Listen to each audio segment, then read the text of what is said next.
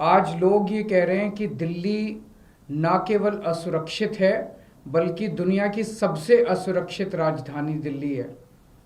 2022 में 501 मर्डर हुए, जो कि पिछले कुछ सालों में सबसे ज़्यादा मर्डर्स हैं। और लगभग पिछले 3 महीने में जितने यमुना पार जितने गैंग वॉर हुए हैं उसमें 20 लोगों की जानें गई हैं। तो हालत बहुत ज़्यादा ख़राब हो गई है। चारों तरफ लोग डर और दहशत की ज़िंदगी जी रहे हैं। आज से 10 साल पहले आप लोगों ने, दिल्ली के लोगों ने मुझे एक जिम्मेदारी दी थी। आपने कहा था केजरीवाल जी आप हमारे स्कूल ठीक करो। मैंने स्कूल ठीक कर दिए। आपने कहा था केजरीवाल जी आप हमारी बिजली ठीक करो। मैंने बिजली ठीक कर दी। आपने कहा था केजरीवाल जी आप हमारे अस्पताल स्वास्थ्य सेवाएं ठीक करो। मैंने वो ठीक कर दी। आपने कहा था केजरीवाल जी आप हमारा पानी ठीक करो। कई पानी में चीज़ें ठीक की, कई चीज़ें चल रही हैं, लेकिन सुधार की ओर स्थिति बढ़ रही है। लेकिन दिल्ली के लोगों की सुरक्षा की जिम्मेदारी आपने केंद्र सरकार को दी थी और केंद्र सरकार में ये सारी जिम्मेदारी केंद्रीय गृह मंत्री अमित शाह जी के ऊपर जाती है।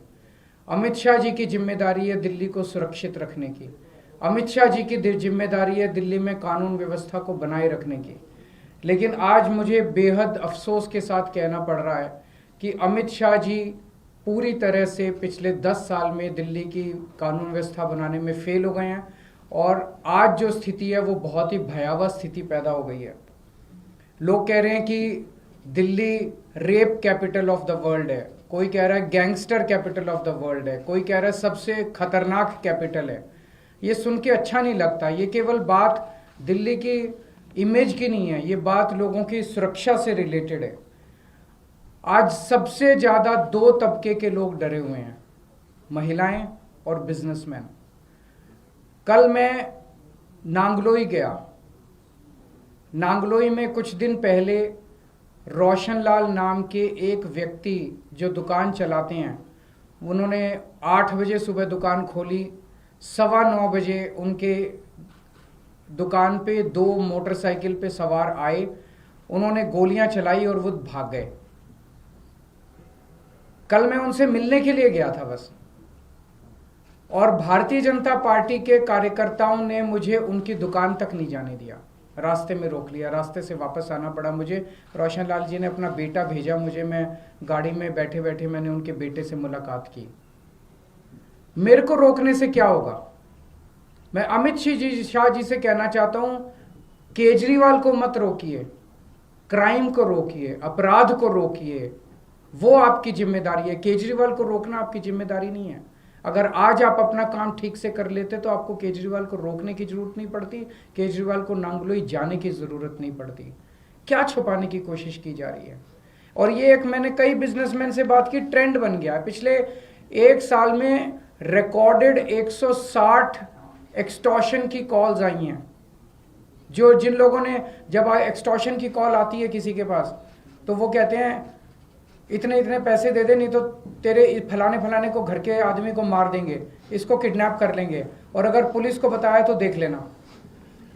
70-80% लोग तो रिपोर्ट ही नहीं करते पुलिस में, बताते ही नहीं है पुलिस को, डर के मारे, और वो पैसे दे देते हैं ताकि उनको सुरक्षित रहें। तो 160 कॉल तो पुलिस के रिकॉर्ड में है। पता नहीं कितनी कॉल्स ऐसी हैं जो लोगों को आ रही हैं और लोग बता नहीं रहे। तो हर रोज पता नहीं कितनी एक्सटॉर्शन कॉल्स दिल्ली के अंदर आ रही हैं।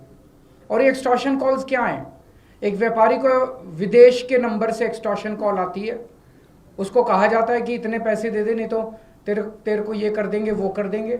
अगर वो नहीं सुनता तो थोड़े दिन के बाद फिर उसके दिखाने के लिए कि वो असुरक्षित है, उसकी दुकान के ऊपर कोई मोटरसाइकिल पे शूट आउट करने के लिए, गोली चलाने के लिए 2 लोगों को भेज दिया जाता है ताकि वो डर के मारे पैसे दे दे। ये इतनी आम बात हो गई है कि दिल्ली से बिजनेसमैन दिल्ली छोड़ छोड़ के आस पड़ोस के राज्यों में जा रहे हैं। बिजनेस करना दिल्ली के अंदर एक बहुत बड़ा गुनाह बनता जा रहा है। महिलाएं असुरक्षित हैं। महिलाओं को, छोटी छोटी बच्चियों के साथ उनकी किडनैपिंग करके उनको रेप कर दिया जाता है, उनको मर्डर कर दिया जाता है। ईव टीजिंग की, मंचलों की घटनाएं मेट्रो के अंदर और बस के अंदर सफ़र करना दूभर होता जा रहा है।